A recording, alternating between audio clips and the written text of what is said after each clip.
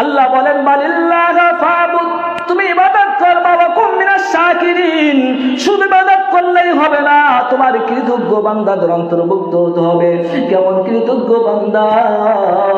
আজকে আপনি আমি নামাজ পড়ি, আল্লাহর নাকি আল্লাহ শোনে না, এত রোগগ্রস্ত হই। যারা যত বেশি আমল করে আল্লাহ পাক তাদেরকে তত বেশি পরীক্ষা করে। কথা বলেন ঠিক কি ঠিক না? যে যত বেশি আল্লাহরে ডাকবে আল্লাহর পরীক্ষা তার উপর তত বেশি হবে। উদাহরণ কি?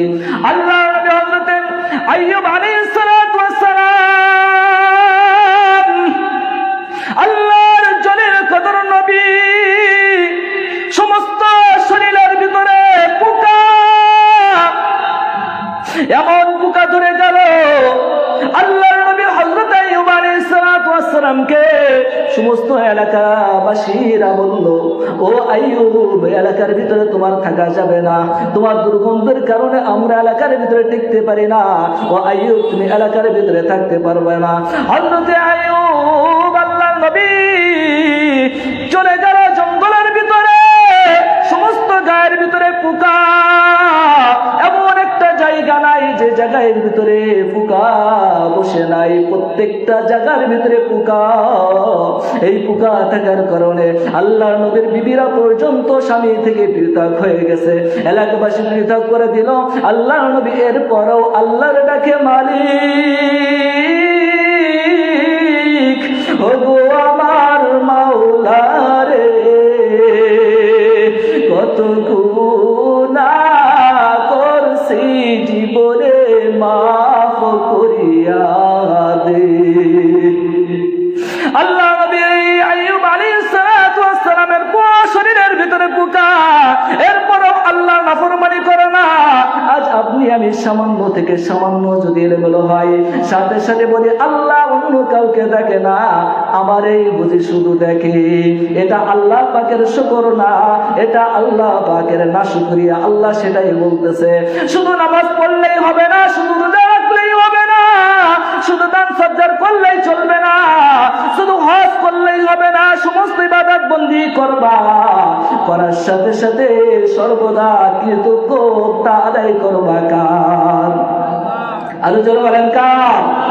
সমস্ত দুনিয়ার ভিতরে যা কিছু আছে সবকিছু সৃষ্টি করছেন কে? আরো জোরে বলেন কে? আল্লাহ আপনাকে আমাকে সৃষ্টি করেছেন আল্লাহ। আল্লাহ আপনাকে আমাকে সুস্থ রাখছেন বলে মাহফিলের প্যান্ডেলে আসতে পারছি। আল্লাহ যদি চাইতো এই মুহূর্তে সাতক্ষীরা মেডিকেলের ভিতরেও কিন্তু আপনার আমার থাকা লাগতো। কথা বলুন ঠিক কি ঠিক না?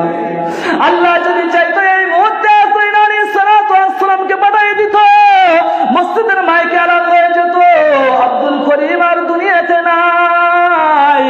আল্লাহ পাকের চাওয়াই হলো সব। আল্লাহ পাক যদি যা না চাবে সেটা কখনো হবেনি। জোরে বলেন হবে। সুতরাং সর্বদা সমস্ত কাজের ভিতরে আমরা ডাকবো কাকে? প্রশংসা সবই কেবল তোমারি, প্রশংসা সবই কেবল তোমারি, রাব্বুল আলামিন। দয়ালু মেহেরবান করুণায় পুরান, দয়ালু মেহেরবান করুণায় পুরান, আর কেউ নয় তুমি মালিক শেষ বিচারের দিন। কথা বলুন ঠিক কি ঠিক না? দুনিয়ার সমস্ত বিচার শেষ হয়ে যাবে, দুনিয়ার ভিতরে কোনো বিচার থাকবে না। শেষ বিচার যখন শুরু হয়ে যাবে, ওই শেষ বিচারের দিনে একজনের মালিক হবেন কে? কিয়ামতের ময়দান যখন কায়েম হয়ে যাবে, কিয়ামতের ময়দানের সমস্ত কার্যক্রম শুরু হয়ে যাবে। এই আসমানগুলো তুলোর মতো উঠতে থাকবে, আসমানের কোনো অবস্থা বাকি থাকবে না, দুনিয়ার কোনো অবস্থা বাকি থাকবে না। পাহাড়গুলো তুলোর মতো উঠতে উঠতে উঠতে উঠতে চলবে। আসমানের অবস্থা নেই, জমিনের অবস্থা নেই, পাহাড় পর্বত নদী নালার কোনো কিছুর অবস্থান নেই। এমন একটা মুহূর্ত, যে মুহূর্তটা মানুষ এত বেশি ভয়ঙ্কর অবলোকন করবে, যে ভয়ঙ্কর অবলোকন মানুষের দ্বারা সহ্য করাও সম্ভব হবে। জোরে বলেন, সহ্য করা সম্ভব হবে নি, মানুষের দ্বারা সহ্য করা সম্ভব হবে না।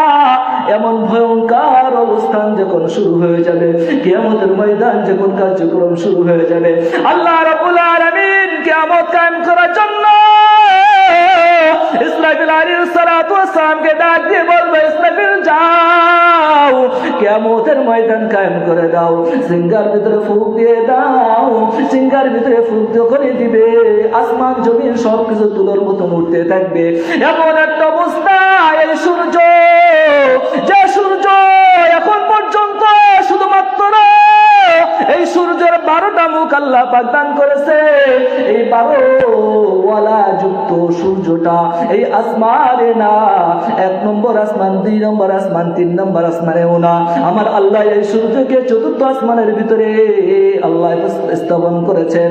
এই সূর্য, যে সূর্য দুনিয়া থেকে লক্ষ কোটি কোটি গুণ দূরে, এই সূর্যটা লক্ষ কোটি কোটি গুণ দূরে থাকবে না।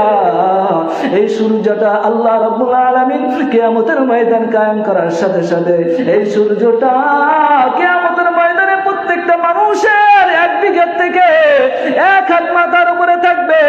মানুষের অবস্থা কেমন হবে? আল্লাহর নবী সরকার দু আলম রাহমাতুল লিল আলামিন হাদিসে পাকের ভিতর হাদিস বর্ণনা করা হয়, কিয়ামতের ময়দান যখন কায়েম হয়ে যাবে, মানুষের অবস্থা এত দূর অবস্থা, সূর্যের মাত্র একটা মুখ দিয়ে সামান্য থেকে সামান্য তাপ আল্লাহ রাব্বুল আলামিন দুনিয়াতে দেয়। সামান্য থেকে সামান্য তাপ সহ্য করার জন্য বাংলাদেশ শুধু নাই, পৃথিবীর ভিতরে বড় বড় রাষ্ট্রগুলোতে কঠিন গরমের মুহূর্তে একটা মানুষ সুন্দর করে জমিনে চলতে পারে। জোরে বলেন, চলতে পারে? মানুষ দুনিয়ার ভিতরে হাঁটতে পারে না, চলতে পারে না, একটা সূর্যের মুখের কারণে, একটা মুখের তাপের কারণে এই মানুষগুলো সূর্যের এত গরম তীব্রতা সইতে পারে না। এসির ব্যবস্থা করে, এয়ার কন্ডিশনের ব্যবস্থা করে, মানুষ সুখে থাকার জন্য এত পরিস্থিতি গ্রহণ করে, এরপরও বলেন তো কোন একটা মানুষ কি শান্তি পায় ঠিক মতো? আল্লাহ রাব্বুল আলামিন কিয়ামতের ময়দান যখন কায়েম হয়ে যাবে, কিয়ামতের ময়দান কায়েম হয়ে গেল, কিয়ামতের ময়দান কায়েম হয়ে যাবার সাথে সাথে আল্লাহ রাব্বুল আলামিন এই সূর্যকে আপনার আমার 1 বিঘা থেকে 1 হাত মাথার উপরে দিবে। 1 বিঘা থেকে 1 হাত মাথার উপরে দেওয়ার সাথে সাথে কোনো একটা মানুষের আর কোনো অস্তিত্ব থাকবে না। আপনার আবার মাথার এই ঘিলগুলো টকবক করতে থাকবে। ইমানদার মুসলমান, আল্লাহর ভয় করো না, দুনিয়ার জন্য পাগল, যে দুনিয়া তোমাকে জাহান্নামের দিকে নিয়ে যায় আর আল্লাহ তোমার জান্নাতের দিকে নিয়ে যায়, ওই আল্লাহর দিকে হও না, দুনিয়ামুখী হয়ে যাও। চিন্তা করে দেখো আমার মাওলা কত রহমান। আল্লাহ রাব্বুল আলামিন বলতেছেন, রহমান, আমি হলো রহমান, কত রহমান, কত রহমান। আল্লাহ রাব্বুল আলামিন কুরআনে পাকের ভিতরে বলতেছে, এ বান্দা, তুমি দুনিয়ার ভিতরে যদি সবচেয়ে বড় অন্যায় করে থাকো, সবচেয়ে বড় গুনাহ করে থাকো, এরপরও বান্দা তুমি যদি শেষ রাতে উঠে আমি আল্লাহর কাছে চাও, হে মালিক, জীবনে কত গুনাহ করেছি গো আল্লাহ, মাফ করিয়ে দাও। আমার আল্লাহ সাজিবে ফেরেশতাদেরকে ঘোষণা করে দেয়, ও ফেরেশতা তোমরা কি দেখো না আমার বান্দা গুনাহে আল্লাহর জন্য কাঁদে? ও ফেরেশতা যা যা যা, আমার ওই বান্দাগুলোকে সমস্ত চাপাগুলো আমি আল্লাহ পাকের পক্ষ থেকে কবুল করিয়ে দিলাম, তোরা পূরণ করে দে। কিয়ামতের ময়দান কায়েম যখন হয়ে যাবে, ও নবীর উম্মতের দল, কিয়ামতের ময়দান কায়েম হয়ে গেছে, সূর্যটা মাথার উপরে চলে আসবে, মাথার ঘিলুগুলো টকবক করতে করতে ঘিলুগুলো পড়ে যাবে, এমন একটা দুরবস্থা হয়ে যাবে, মা সন্তানকে চিনবে না, সন্তান মাকে চিনবে না, বাবা সন্তানকে চিনবে না, সন্তান বাবারে চিনবে না, ভাই ভাইকে চিনবে না। শুধু তাই নাই, যে স্ত্রীর জন্য আমার জীবন যৌবন সব কিছু শেষ করে দিলাম, ওই স্ত্রীও পর্যন্ত কিয়ামতের কঠিন মুসিবতের দিনে স্ত্রীও স্বামীকে চিনবে। জোরে বলেন চিনবে? আপনি আমি চিনবে বলি আর না বলি, আল্লাহ রাব্বুল আলামিন বলতেছেন, ইয়াউমা ইয়াফিরুল মারউ মিন আখিহি ওয়া উম্মিহি ওয়া আবিহি ওয়া সাহিবাতিহি ওয়া বানিহি। কিয়ামতের ময়দান যখন কায়েম হয়ে যাবে, দুনিয়ার কোন মানুষের অস্তিত্ব আর থাকবে না, মানুষগুলো বেপরোয়া হয়ে যাবে, স্বামী স্ত্রীকে চিনবে না।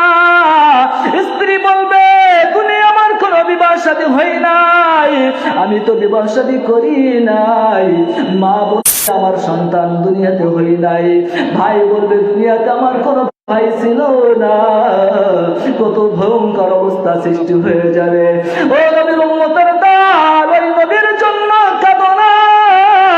আমার মাওলার জন্য চোখের দুই ফোঁটা পানি একটু ফেলাইতে পারো না। আমার মাওলা এই কঠিন অবস্থার ভিতরে মানুষের যখন সমস্ত অস্তিত্ব বিলীন হয়ে যাবে, সমস্ত মানুষগুলো পেরেশান, এই কষ্ট, সূর্যের কষ্ট, ওদিকে জাহান্নামের আগুন দাউ দাউ দাউ দাউ করতে করতে মানুষের দিকে ধাওয়া করতে থাকবে। মানুষকে ধাওয়া করার জন্য জাহান্নামের আগুন পাগল করা হয়ে যাবে। জাহান্নামের আগুন যখন মানুষের দিকে আসবে, এসে এসে ডাক দিবে, ওগো আমার মাওলা, ওগো আমার মালিক, পেটের ভিতরে বড় ক্ষুধা, বড় যন্ত্রণা, ও আল্লাহ আমার জাহান্নামের আসামিগুলো আমাকে দিয়ে দাও। ও আল্লাহ, আমি জাহান্নামের আসামিগুলো নিয়ে আমার পেটের ক্ষুধাটা একটু নিবারণ করাইতে চাই। আল্লাহ রাব্বুল আলামিন জাহান্নামের ফেরেশতাদেরকে বলবে, জাহান্নামকে একটু থামাও। জাহান্নামের ফেরেশতারা জাহান্নামকে ধরে রাখতে পারবে না। জাহান্নামের ফেরেশতারা বড় পেরেশান হয়ে যাবে, জাহান্নামকে আর ধরে রাখা যায় না। কেন কেন কেন? জাহান্নামের পেটের ভিতরে বড় ক্ষুধা। জাহান্নাম দেখে বলবে, মালিক, আমার খাদ্যগুলো, আমার খাবারগুলো আমার কাছে দিয়ে দাও, আমার খাবারগুলো খেয়ে আমি একটু আমার পেটটা তাজা করে নেই। আল্লাহ রাব্বুল আলামিন ওই জাহান্নামকে একটা দুইটা ফেরেশতা না, 70,000 ফেরেশতা দিয়ে আটকে রাখবে। ওই 70,000 ফেরেশতা ওই জাহান্নামকে ধরে রাখতে পারবে না।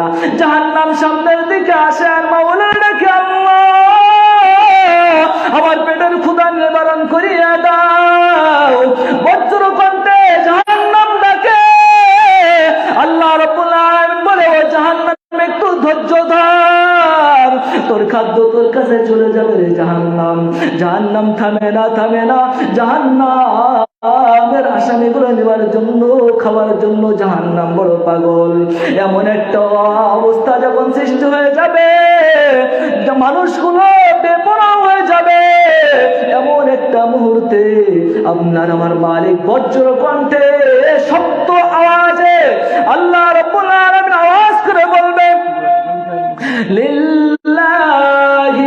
ওয়াহিদিল কাহ্হার।